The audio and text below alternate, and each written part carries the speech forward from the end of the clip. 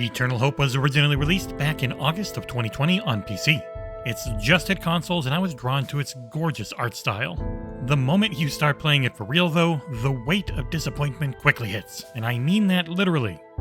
Poor, slow to respond, and finicky controls let down what is otherwise a charming and incredibly short puzzle platformer. Let's break it all down and see if this one is worth your $10 and 2 hours of your time in the XboxEra review of Eternal Hope.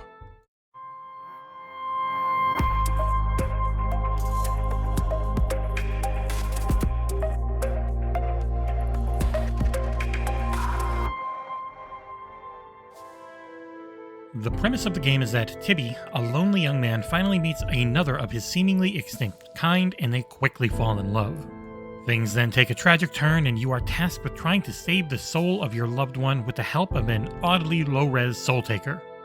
Over the course of 12 very short chapters, with none taking me longer than 15 minutes, you will slowly run, clunkily jump, and frustratingly die over and over again as you find all of her soul fragments across a lot of very pretty locations. The main mechanic of the game is jumping, with occasional pulling or pushing mixed in, and the light spice of a Shadow Realm spirit shift lightly sprinkled on top occasionally.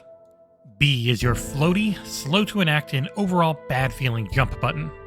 A is a hover that you can access in the latter half of the title.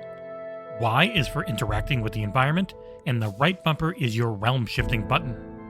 That shifting to the Shadow Realm works with a quickly regenerating resource meter that is the only UI element on screen at all times. Outside of a few interactable items, there is no way to attack in the game, and you can only ever take one hit from enemies, and you will instantly drown in water that goes above your head. Most puzzles are trial and error, with situations put upon you with little warning. If you know what to do in each room, you could most likely speedrun this game in 35 minutes, as the majority of my 90-minute playtime was spent repeating areas until I figured out some new mechanic that the game hadn't actually taught me yet, but seemingly expected I would know. One big positive for the game is the soundtrack, which, while sparse, is very good when it kicks in. It's the only area that matches just how darn pretty this game is. While that Soul Taker model might be oddly low-res, the rest of the game looks great. The locations don't change a ton, but when they do, the color palette shifts can be moving in just how dramatic they are. One little niggle is that the water physics are odd at times, with the water jumping up over my head when I was standing on something floating. It didn't kill me, at least. The game was stable, and it ran at a nice frame rate, but the options are only there for audio volume sliders and nothing else. It's a very light package, even at only $10, which is discounted down to $8 at launch. It still feels too light. If you're better than I am at reacting to the trial and error puzzles, I wouldn't be surprised if your first playthrough only took an hour, and there doesn't seem to be any reason to replay it afterwards. In conclusion, Eternal Hope is a beautiful and great-sounding disappointment. Even at its low price, it's hard to recommend.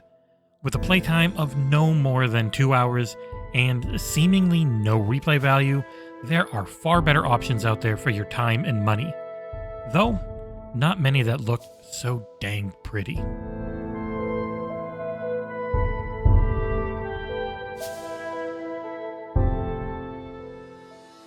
As always, thank you so much for watching, and if you like, comment, and subscribe, it really is the best thing for helping our channel grow, and we'll see you here next time on XboxEra.